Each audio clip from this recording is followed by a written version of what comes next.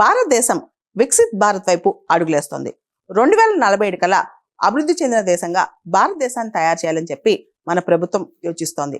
ఇదే టైంలో Zoho founder అరటాయ్ app తయారు చేసిన వ్యక్తి శ్రీధర్ వెంబు ఎవరైతే భారతీయులు ముఖ్యంగా టెక్ నిపుణులు బయట ఉన్నారో వాళ్ళందరినీ తిరిగి భారతదేశానికి రమ్మని చెప్పి పిలిపించారు.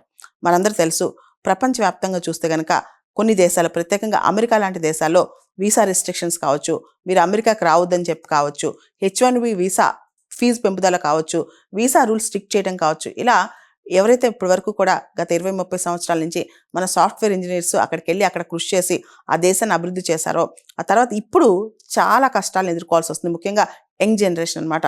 అసలు ఇండియా ఇంత ర్యాపిడ్ ఫేజ్లో, ఫాస్ట్ ఫేజ్లో డెవలప్ అవుతున్న టైంలో మనం ఎందుకు వేరే దేశాలకు వెళ్ళి వాళ్ళకి కంట్రిబ్యూట్ చేయాలి? మనం మన దేశం దగ్గరకు వచ్చి మన దేశంలో కంట్రిబ్యూట్ చేస్తే ఇంకా అద్భుతాలు చేయొచ్చు కదా అని చెప్పి శ్రీధర్ వెంబు చెప్పుకొచ్చారనమాట. ఇక్కడ మనం గమనిస్తే అమెరికా మనపైన టారిఫ్లు వేయటం, అమెరికా మనపైన స్ట్రిక్ట్గా H1B వీసా రూల్స్ని మారుస్తూ ఉండటం, ఇవన్నీ చూసిన తర్వాత అసలు భారతదేశానికే మన వాళ్ళ అవసరం చాలా ఉంది కదా. వాళ్ళందరూ ఎవరైతే మన టెక్ నిపుణులు అమెరికాలో పనిచేస్తున్నారో వాళ్ళందరినీ తిరిగి ఇండియాకి వచ్చేయమని, భారతదేశానికి కంట్రిబ్యూట్ చేయమని శ్రీధర్ వెంబు పిలుపునిచ్చారనమాట. మనకు తెలుసు, చైనా కూడా ఇంతకుముందు ఇలాంటి అద్భుతమైన ప్లాన్ ఒకటి చేసింది, 1000 టాలెంట్ ప్లాన్ అనమాట. అంటే ఎవరైతే చైనీయులు బయట దేశాలకు వెళ్ళిపోయి విపరీతంగా టాలెంట్తో బాగా పేరు తెచ్చుకున్నారో, వాళ్ళ టాలెంట్తో బయట దేశాలని వృద్ధి చేస్తున్నారో వాళ్ళందరినీ వెనక్కి రప్పించుకుని వాళ్ళందరికీ ఇన్సెంటివ్స్ ఇచ్చి, సపోర్ట్ ఇచ్చి చైనా ప్రభుత్వం ఒక కొత్త పిలుపు తీసుకొచ్చిందనమాట. అదే 1000 టాలెంట్ ప్లాన్.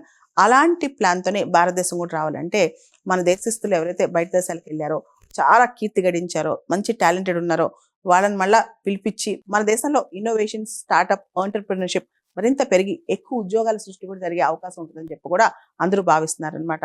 చైనా ఆల్రెడీ తెలివిగా 20 సంవత్సరాల క్రితమే ఇలాంటి ప్లాన్స్ తీసుకొచ్చింది. ఇప్పుడు చైనా కూడా చాలా వరకు వాళ్ళ దేశస్తులు ఎవరైతే బయట టాలెంటెడ్ పీపుల్ ఉన్నారో వాళ్ళ మీద ఫోకస్ చేసి వాళ్ళ సపోర్ట్ చైనాకి రావాలని కోరుకుంటుంది అనమాట.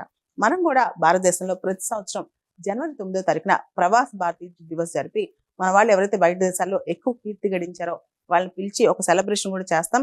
వాళ్ళకి సంబంధించి వాళ్ళ సపోర్ట్ కూడా మనం అడుగుతుంటాం అనమాట. కొన్ని అంశాల్లో మనం చూస్తే కనుక భారతదేశం ఇప్పుడు ట్రాన్స్ఫార్మ్ అవుతుంది డెవలపింగ్ కంట్రీ నుంచి డెవలప్డ్ కంట్రీ వైపు. ఈ టైంలో విదేశాల్లో పనిచేసే భారతీయులు ఎవరైతే చాలా టాలెంటెడ్గా ఉన్నారో వాళ్ళు దేశానికి వచ్చి కంట్రిబ్యూట్ చేస్తే బాగుంటుంది కదా అని చెప్పి అందరూ ఆలోచిస్తున్నారు.